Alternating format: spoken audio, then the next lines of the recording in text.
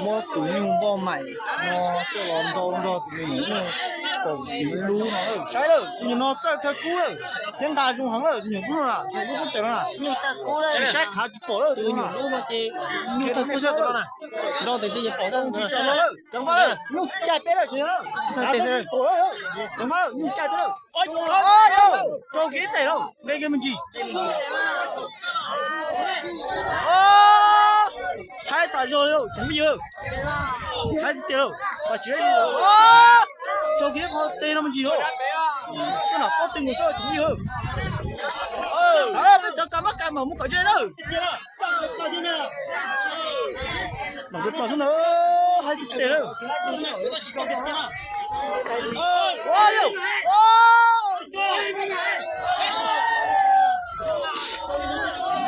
nó chơi kìa nó tôi mới nhắc kia là chẳng phải tụi mình chỉ ô lưỡi ha nó tôi có thời gian cả mà mua tôi nó bảo tiền này nó tôi nhắc kia là nhung bom mày nó tôi nhắc kia là tôi nhắc kia là ta rồi